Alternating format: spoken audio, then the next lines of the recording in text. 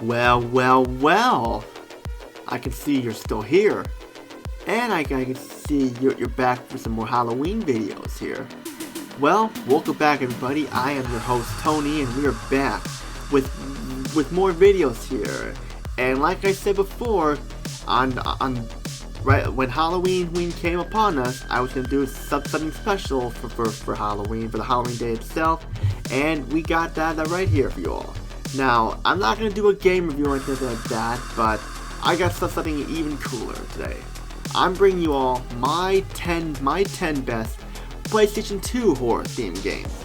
Last year I did my 10 best PlayStation 1 horror themed games, but today it's gonna be a follow-up video to that, and I'm bringing my 10 best Halloween horror themed games here, ranging from like hack and slash, survival horror, and more.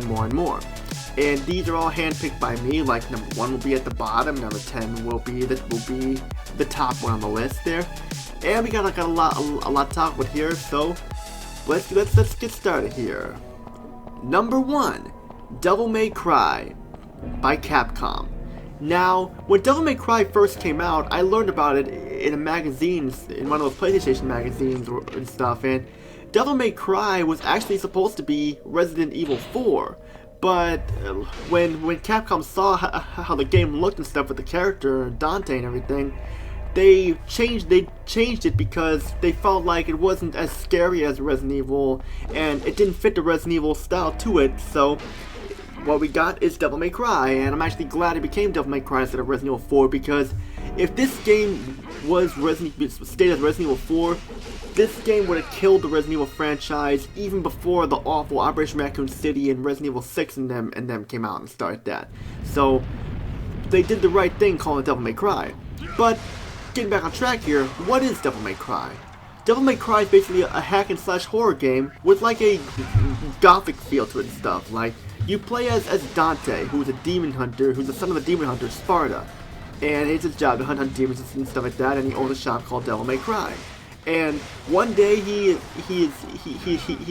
meets this woman on a motorcycle named Trish, who needs his help because on Malay Island, Mundus has been resurrection, and she wants him to defeat him because Malay Island is in trouble and stuff because of him. And that's basically what the story is there and stuff. And you basically play as Dante, hacking and slashing enemies with your swords and stuff. You also have like your pistols is like kind of your range weapons there, and use pistols and other guns too. And you go through this gothic type area, like this gothic type castle and stuff, and all that stuff, and then you go through these environments that are very gothic type, like a church and more. And you basically play as Dante, and you're basically just trying to stop Mundus, and you just hack and slash away areas like that, and that's basically what you do there.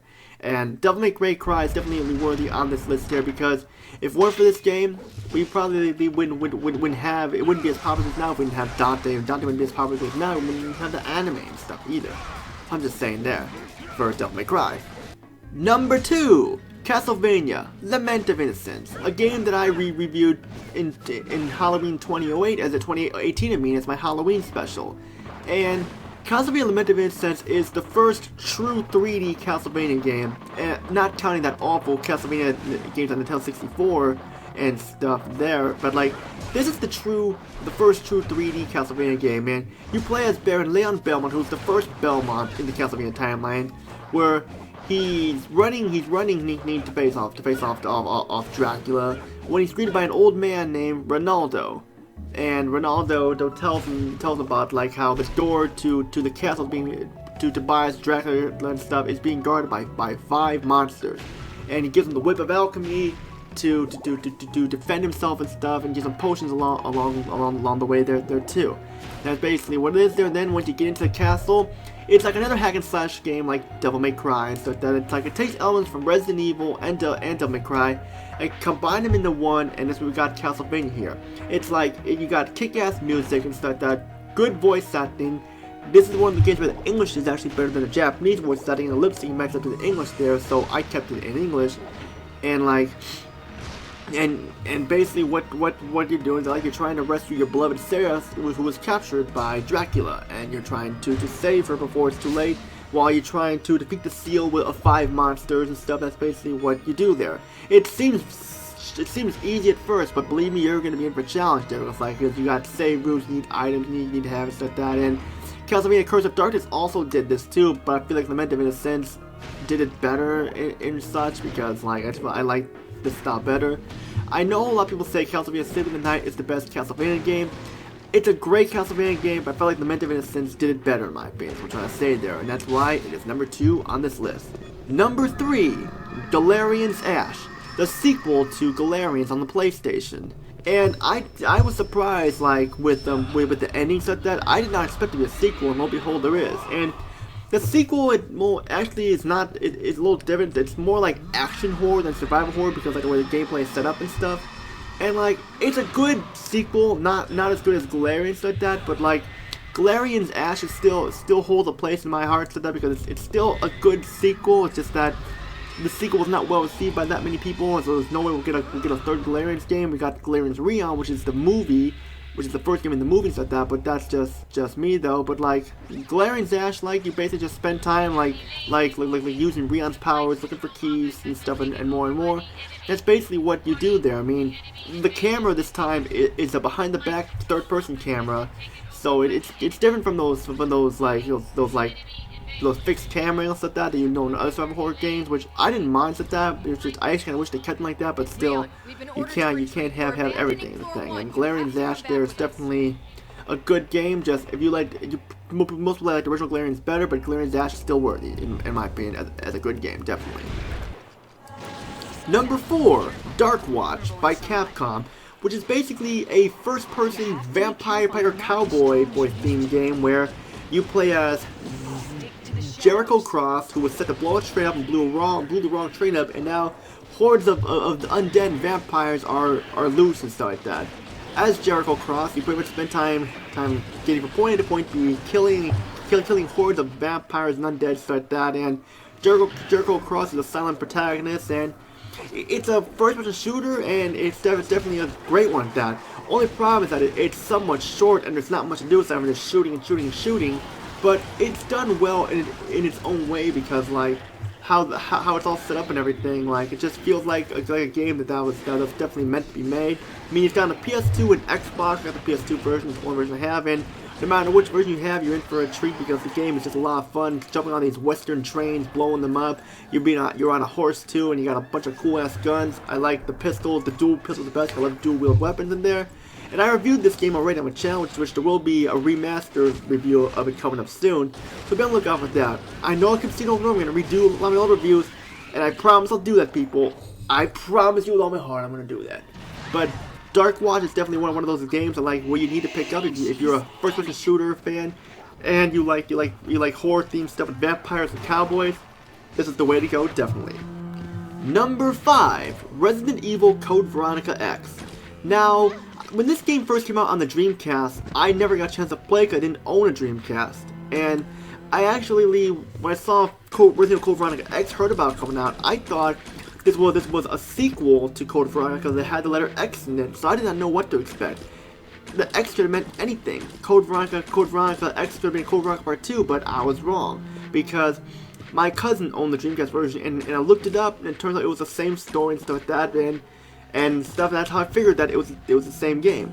Resident Evil Code Veronica X on the PlayStation is basically like the same game, just with more cutscenes and stuff like that and such, and it comes with a playable demo of Devil May Cry, which I never played because like I got like the game around the time I got Devil May Cry. I didn't bother with the demo, so maybe in the future when I review Resident Evil Code Veronica X, I'll probably take a look at the demo itself. But as of right now, no, that's not the case. And Resident Evil Code Veronica X puts you in the role of Claire Redfield, the heroine, the main female character of Resident Evil 2, where she's trying to find her lost brother Chris. And this takes place after Resident Evil 3, which was the destruction of Raccoon City, and Claire Redfield leaves for Europe and finds herself on Sheena Island, which is like Raccoon City because of all the zombies there and stuff. Along the way, she meets Steve Burnside, who's also there for his own too. It's kind of like Leon S. Kennedy a little bit and stuff, except for like he has kind of an annoying voice, but that's off topic there. And it basically plays like other Resident Evil games. You go around and stuff like with the ink ribbons, getting ammo with the fixed cameras and stuff, and you basically go through this zombie-infested island, just like they're trying to find your brother, trying to find a way off the crazy island, stuff like that. And that's basically what you do there.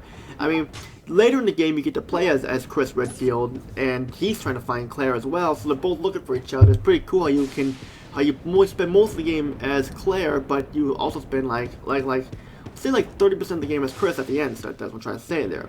I mean, I will admit, like, the only complaint I have is that the lighting is just not really good, especially in the PS2 version. When you're playing on a flat screen TV, the game is really dark. Like, it's so dark you can't even see what you're doing. But for the most part, though, like, Resident Evil Code Veronica X is a good game. It basically was the first next-gen Resident Evil game and stuff like that. And then, of course, we had Resident Evil Remake, Resident Evil 0, then Resident Evil 4 and stuff after that, and so on and so on. But for its time coming out, Resident Evil Code Veronica X was a worthy title. Just be warned that the lighting was just awful in that game and stuff, definitely. And a couple other things too, which I'll talk about whenever I review the Resident Evil series, definitely. Number 6, we're at the halfway point here. Number 6, Lifeline. And now Lifeline, a lot of people don't really seem to remember or even know about, but let me explain Lifeline here. Lifeline is a voice operation simulator where you have to use a USB headset to play this game. If you don't have a USB headset that you're able to use at the time, then you can't play this game. You have to use an older one because, like, if you try to use a Turtle Beach or something like that, it's not going to register, so you can't do that. But when I'm getting back on track here, Lifeline you play as an operator trying to guide the main character Rio to safety and stuff. To do that, you have to like tell her to walk, tell her to run, tell her to turn left, or say the name of an item or something like that to do that. And your wording must be very clear, because like if you say the wrong word or so, she'll get confused and wonder what's going on. It's like you're talking to a real person, but it does have some problems where like sometimes the voice lines don't register properly. But still, for the most part, for its time, this was considered cutting edge for its time, because like Lifeline was a cutting edge game. It was like cutting edge for its time, although it had some things to be ironed out on. But like it was really interesting because we never had a game where you had to use a USB headset to guide someone where to go. I mean, sure, like a lot of people would rather like just like move the character around and stuff like that, but you technically are moving a person around by commanding them and stuff. It's like you're the operator, only she can hear you. You got to guide her, and you're also the operator. The operator, are trying to find your girlfriend Naomi, who disappeared after this party when everything just went crazy, which I won't tell so much of the story. So you're on your mission too, because you're trapped, you're stuck in the control room and you can't get out. So you gotta try. She's gotta help you find your way out too. So that I'm just saying there. It's absolutely necessary to download and print out a walkthrough of the game, because without a walkthrough and if you don't know what to do, you're gonna be stuck. You don't have the guidebook. So this is one of the things where a guide or a strategy guide or a walkthrough will absolutely help you. And of course you can't hear me talk in the game and stuff like that, because like I'm using the commands, because I don't have a choice, because I can't do that unless I stream myself live stuff, which I'm not going to do. But Lifeline Voice Operation Simulator is definitely a good game. Just has some problems there with it, but still a good game for the most part on the PlayStation 2, definitely. Number 7, Rule of Rose. Yeah, Rule of Rose. I reviewed this game recently, and Rule of Rose, it's definitely one of the rarest PS2 games ever made, next to Kuwan. Now, Rule of Rose and Kuwan are both very expensive games.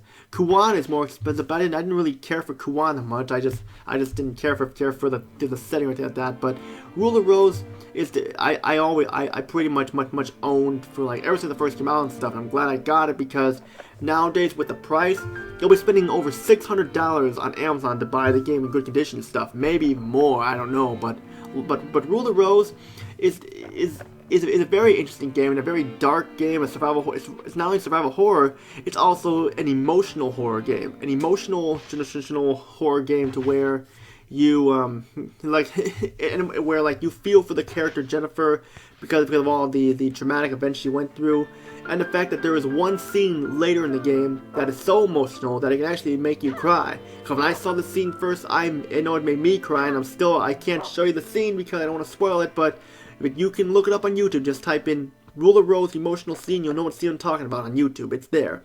And it's basically like you have like you basically trying to like survive, but you also have your dog friend Brown who's trying to help you, and he helps you find items, which makes the game become a little bit easier and stuff like that. Which some people take some of the challenge out of the game, but still it's actually really helpful because like you don't know what to do at first, especially if you don't have a map or whatever and stuff. And you're going to like try and find your way out of wherever you're at, like whether it's the orphanage or the airship, whatever. You're gonna be trying to find out what happened, why people hate Jennifer, why the aristocrats hate Jennifer, and what's going on there. So it's definitely a big treat, definitely, because like especially if you can find this game, it's expensive, but it's worth it because it was so it was so deep and stuff that this game actually got banned in certain countries too because of how gruesome it got and stuff, and because like the game didn't sell that well. That's why the price range is very high. That's what I'm trying to say there. So yeah, so like if you were able to find this in 2006, do not sell it.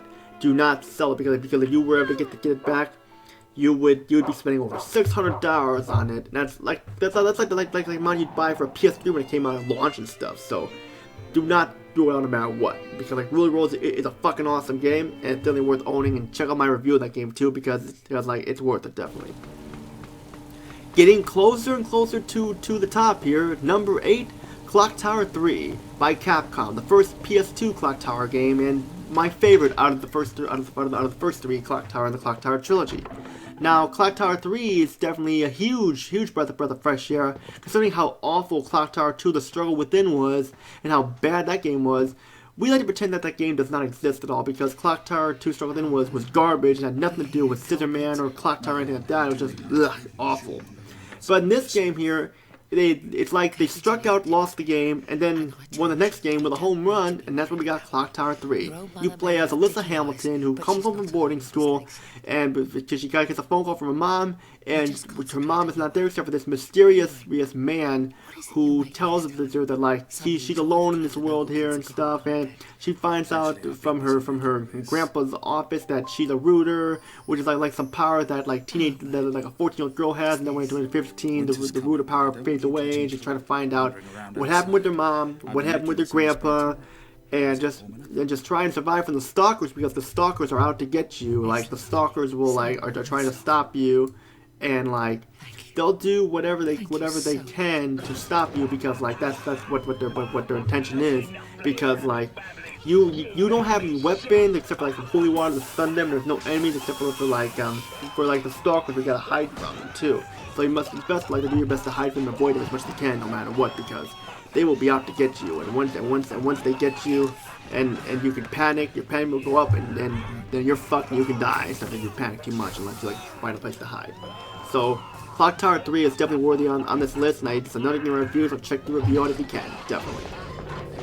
Number 9, Haunting Ground, and which is also considered to be Clock Tower 4 because of all the gameplay elements that are similar to Clock Tower 3 and Haunting Ground are similar to one another. So that's why I reviewed it in the Clock Tower franchise. But Haunting Ground, it was definitely my favorite of the bunch, mainly because like you play as this 18-year-old orphan from England named Fiona Belly, who lost her parents in a car crash, who killed them both, and she wakes up with amnesia and is in this castle, and she doesn't know how she got there or what's going on there. Along the way, she finds this injured dog named Huey, who she rescues, and he pretty much becomes your sidekick and your weapon and stuff like that to try and save against the stalkers, because like in the Belly family castle, this stalker is out to find you, and he thinks you're his dolly, and he's gonna try and get you and stuff, and you can command Huey to like bite him and stun him and stuff, and that's what you can do. But watch out, if you make him mad, oh boy, he'll be hot in your trail and he'll find you, because he's not gonna go down without a fight, and so along with the other stalkers too. And I liked Haunting Ground the best because of its atmosphere and the setting and the story. Like you feel like you're in this like castle, you don't know where to go. It's not Dracula's castle from Castlevania and stuff, but it's a castle with crazy people, and you're trying to find out why you're there, what happened, who brought you there, and what happened to you. It's a deep story with a likable protagonist. Fiona Bell is one of my favorite video game characters of all time, and like I wish I could have put her on my 10 best female male protagonist list, because she would definitely been on there and stuff. But for some reason I didn't put her on there, so that's my fault there. But Haunting Ground is another game that's pretty pricey. You'll spend over $100 and stuff, but it's actually not as bad as like how much Rule of Roses and Kiwanis and stuff. So, just saying there. But Haunting Ground is basically like Clock Tower 4 in a castle with a dog. And it's basically like it's kind of like I feel like that's how what inspired Rule of Roses gameplay with the dog Brown was this game, because at the time you did not have a game where you had a dog as your sidekick and stuff, or your partner, and that's why Haunting Ground is number 9 on this list. Now, before I get started here with number 10, before I start here, may I have a drum roll, please? What was that? You just hit the cymbals. Can I have a drum roll, please? What are you waiting for? Did you hear what I said? May I have a drum roll, please? Thank you. One of these days, you're gonna have to get it right. When I say I need a drum roll, I mean I need a drum roll, okay? Good. Now, after that, I know, will I ever get a drum roll? Who knows? Maybe, maybe not, I don't know. But, number 10, my top favorite PlayStation 2 horror-themed game is Silent Hill 3 by Konami on the PlayStation 2. And I'm not counting it on, well, it's also on the PC as well, but I'm not counting the HD collection because that version was awful. But Silent Hill 3 on the PlayStation 2 and PC, but PS2 is the only version. Heck, I don't do PC gaming. And basically, Silent Hill 3 is pretty much the true sequel to Silent Hill 1. It's got references to Silent Hill 1 there a lot. You play as the daughter of Harry Mason, Heather Mason. Spoiler for the ending here, like in the true ending, after he defeated the final boss, the god delivered a baby, held a baby, and the god gave the baby to Harry, and he raised the child and called it Heather and stuff like that. And you play as Heather Mason. You wake up in this mall after a nightmare, and you're spotted by Detective Douglas Cartland, who knows about your past and stuff.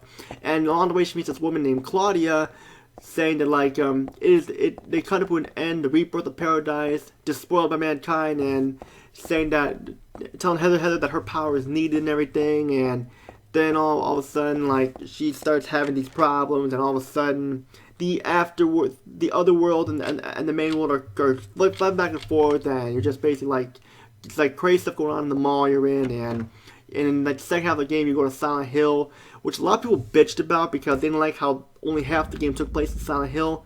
But I gotta agree that I think it was good that half of it took place in Silent Hill, because we already went to Silent Hill and Silent Hill 2 again on the PS2. So if they were to do that again, it would have been just a rehash of the second game. So I'm just saying there. And I like that there's a female protagonist this time, because it's the only Silent Hill game with a female protagonist, and it actually feels like and this protagonist feels like a real teenage girl and stuff like that, instead of a fake one. It even sounds like a teenage girl as well, and stuff. And a lot of people gave this game hate that it doesn't deserve. I mean, if you want to talk about a game that should get hate, it's Silent Hill 4: The Room, because that, in my opinion, is what killed the Silent Hill franchise for me, because it had nothing to do with Silent Hill. It takes place in this hotel. It was basically just called The Room before slapping the Silent Hill name on it, so it has nothing to do with Silent Hill in my opinion. Sure, it's got references here and there, but still, it's not a Silent Hill game. Silent Hill 3 was the last good Silent Hill game, in my opinion, and I feel like this series should have went out with a bang, but unfortunately that's not the case there at all. And it's not that expensive. I mean, it's somewhat expensive, but not that pricey, but Silent Hill 3, definitely worth owning in your collection. It even comes with a soundtrack too, with the vocal tracks. It comes with its own soundtrack as well. And the soundtrack is awesome. In fact, I have listened to the soundtrack on my copy, and the soundtrack kicks ass. It's nice to have the soundtrack, because the game is so good. It has a kick-ass soundtrack for the game itself. Is what I'm trying to say. The music is awesome in it, and Heather Mason is awesome too, along with the game. And it feels like it's a sequel to Silent Hill, the original Silent Hill, and that's what we got there. And that's why Silent Hill 3 is the top game on my 10 best PlayStation 2 horror themed games, and that's what it is there. And that's it for my Halloween specials. I hope you enjoyed them because like we went around a lot of places, starting off with like Blood Rain and Medieval, and then like and then we switched it around to like Clock Tower, and then we do games like Lollipop Chainsaw, Until Dawn, Rule of Rose, and Sonic games, and more. So we did a lot of stuff for Halloween this year. Sadly, Halloween is coming to an end, but don't worry, the videos are still going to be there. And with the month of November coming up very soon, what will happen in the month of November for this channel? What will I review? Well, you'll have to find out. I can't tell you what it is yet, but you'll find out soon, definitely. Which is all I gotta say there. Now, if you like what you see there, hit that subscribe button and that notification bell. Hit the like button and join my Discord group, TTBurger Gaming. Now, I'm always looking for more people to join. The link is in the description below, so feel free to click on it. It won't expire for 24 hours, but I fixed the link. I got a permanent link for you guys to click on and stuff. Yeah, that's much all I gotta say there. See you all in the next review, because the next review will be up soon, and there's a lot more coming away, so stay tuned. So all I gotta say is Tony, peace out, have a great day, and happy Halloween everybody, and be safe.